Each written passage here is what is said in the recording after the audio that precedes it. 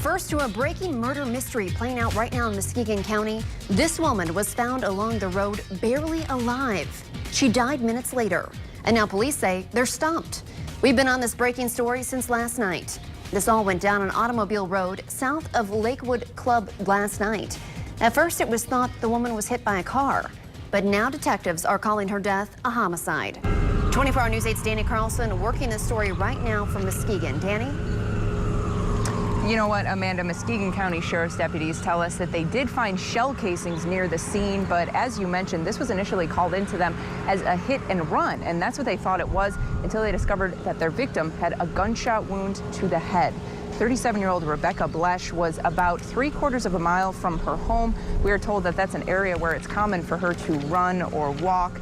The Muskegon Sheriff's Department at this point says that Blech's husband has an airtight alibi and is not considered a suspect in this murder. We are told that there are currently no suspects at this time.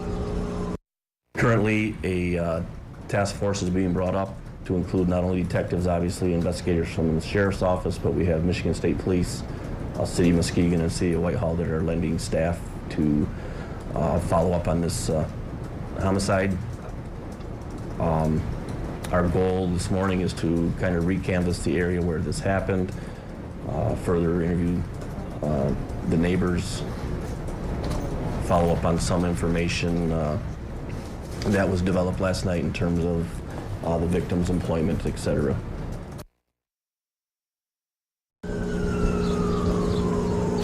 Yeah, authorities up here in Muskegon County, you can hear they have a task force. They're looking into this, trying to figure out what happened. At one point, this is actually described to 24-Hour News 8 as a whodunit.